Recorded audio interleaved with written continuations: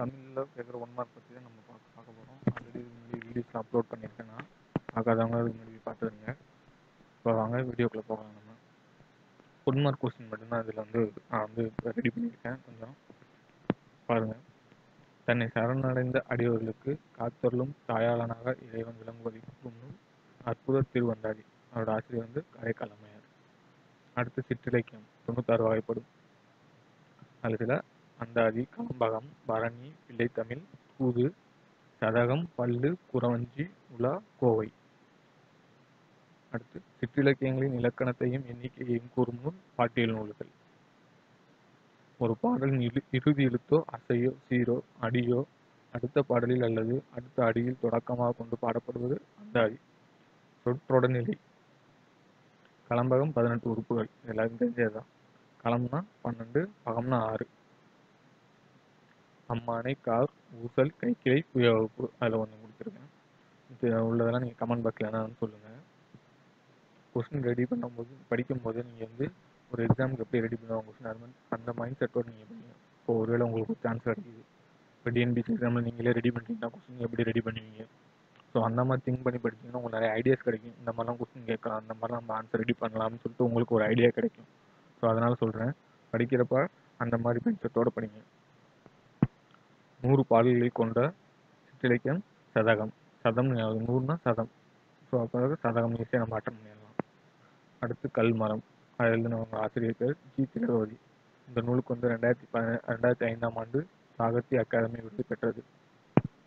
அடுத்து எப்சிபா சேசுதாசன், அவங்கள பற்றி பார்ப்போம்.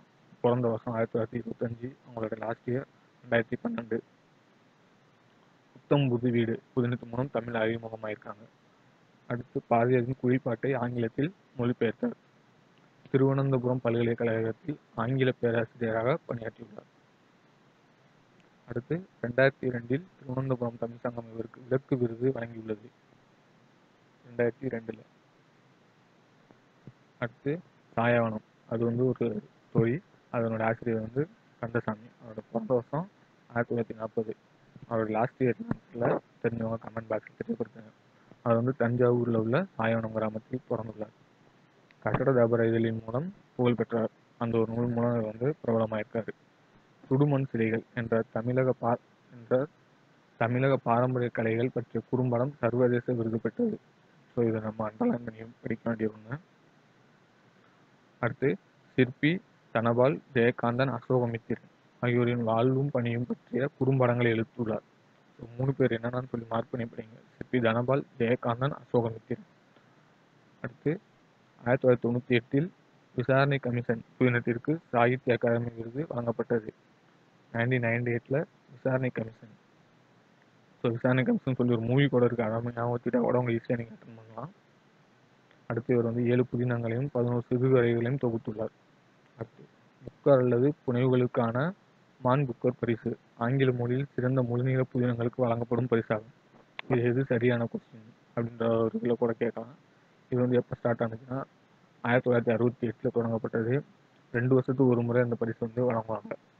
இது வந்து ஃபர்ஸ்ட் யாரால கொடுக்கப்பட்டுச்சுன்னா மான் குழுமத்தினா 2005ஆம் ஆண்டு கொடுக்கப்பட்டது. அடுத்து செம்மீன். என்னோட ஆசிரியர் வந்து மலையாளத்தில் வந்து மலையாளத்தில் இருந்த ஆசிரியர் பேர் வந்து தைலி சிவசங்கரன். இவர் பிறந்த வருஷம் 1912 லாஸ்ட் இயர் 1999. தமிழில் வந்து சுந்தர ராமசாமி. 1957 சாகித்ய அகாதமி விருதினை பெற்றது. இந்த நூல் வந்து சாகித்ய அகாதமி விருது